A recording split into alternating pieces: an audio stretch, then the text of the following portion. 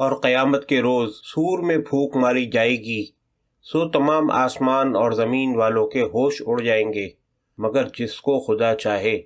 پھر اس سور میں دوبارہ پھونک ماری جائے گی تو دفعتاً سب کے سب کھڑے ہو جائیں گے اور چاروں طرف دیکھنے لگیں گے، اور زمین اپنے رب کے نور سے روشن ہو جائے گی، اور سب کا نامہ اعمال ہر ایک کے سامنے رکھ دیا جائے گا، اور پیغمبر اور گواہ حاضر کیے جائیں گے، اور سب میں ٹھیک ٹھیک فیصلہ کیا جائے گا، اور ان پر ذرا ظلم نہ ہوگا، اور ہر شخص کو اس کے اعمال کا پورا بدلہ دیا جائے گا، اور وہ سب کے کاموں کو خوب جانتا ہے۔ سورہ زمر آیت 68 تا 70۔ اس روئے زمین پر رہنے والوں کو روز محشر دوبارہ اٹھایا جائے گا۔ دوبارہ اٹھائے جانے کا لمحہ کفار کے لیے اضطراب اور پریشانی میں ڈالنے والا ہوتا ہے۔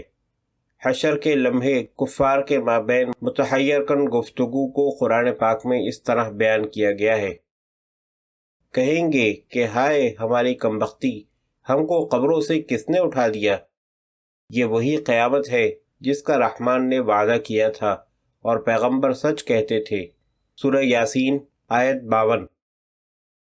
اور وہ رجوع و بعث کا سچا وعدہ نزدیک آ پہنچا ہوگا تو بس پھر ایک دم سے یہ قصہ شروع ہوگا کہ منکروں کی نگاہیں پھٹی کی پھٹی رہ جائیں گی اور یوں کہتے نظر آئیں گے کہ ہائے ہماری کمبختی، ہم اس پر سے غفلت میں تھے، بلکہ واقعی یہ ہے کہ ہم ہی قصوروار تھے۔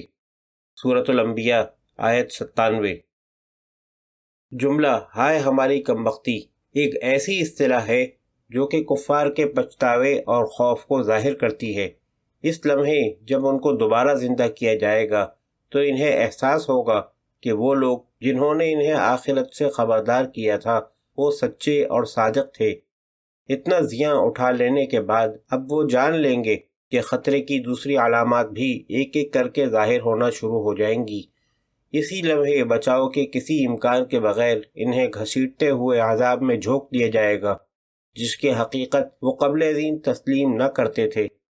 مردہ حالت سے زندہ ہونے کے بعد کفار کو اللہ تعالیٰ کے سامنے لا کھڑا کیا جائے گا۔ اس دنیا میں کیے گئے اعمال کا حساب لیا جائے گا اور اس کے مطابق انصاف کیا جائے گا۔ اس مقصد کے لیے ان کو ان تمام دوسرے متکبر اور مغرور لوگوں کے ساتھ اللہ تعالیٰ کے حضور میں پیش کیا جائے گا جنہوں نے اللہ تعالیٰ کی مقرر کردہ حدود سے تجاوز کیا تھا۔ جس دن سور پھونکا جائے گا پھر تم لوگ گروہ گروہ ہو کر آؤ گے۔ النبا آیت 18۔ قیامت کے دن کفار کو معلوم ہو جائے گا کہ اللہ تعالیٰ کی رضا جوئی اور اس کے قہر سے اجتناب سے زیادہ کوئی عمل اہم نہیں ہے۔ اس دنیا میں اس حقیقت کے ادراک میں ناکامی جہاں اللہ تعالیٰ کی طاقت اور وجود کی نشانیاں آیا ہیں ان کے پچھتاوے کی شدت میں اضافہ کر دے گی۔ اس دن وہ صاف طور پر دیکھ لیں گے کہ انہوں نے اس مہلت اور موقع کو گنوا دیا ہے۔ ان کا پچھتاوا ان کے انداز گفتگو سے آیا ہوگا۔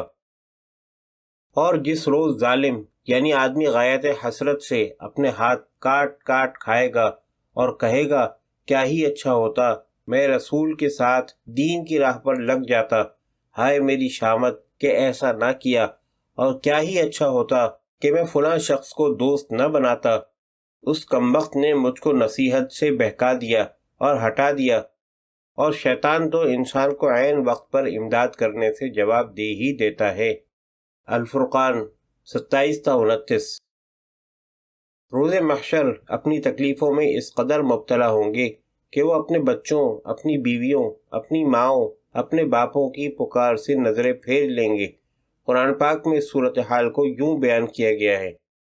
پھر جس وقت کانوں کا بہرا کر دینے والا شور برپا ہوگا، جس روز ایسا آدمی جس کا اوپر بیان ہوا اپنے بھائی سے اور اپنی ماں سے اور اپنے باپ اور اپنی بیوی سے اور اپنی اولاد سے بھاگے گا، یعنی کوئی کسی کی ہمدردی نہ کرے گا۔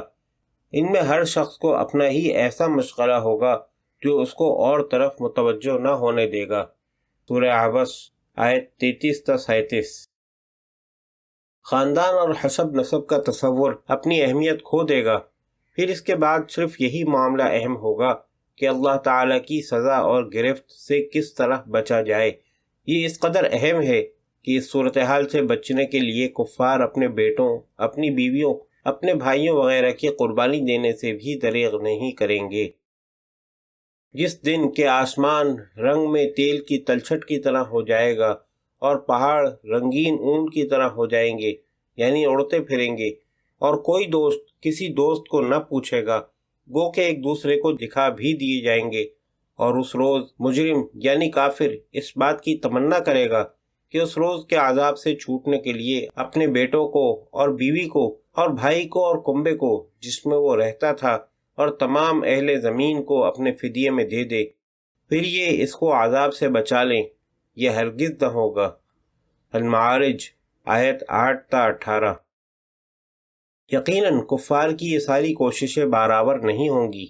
دنیاوی زندگی میں کفار کا سب سے بڑا مقصد مال و دولت اکٹھا کرنا، معاشی طور پر معیار زندگی کو بلند کرنا یا اولاد نرینہ کی نعمت کو پا لینا ہوتا ہے۔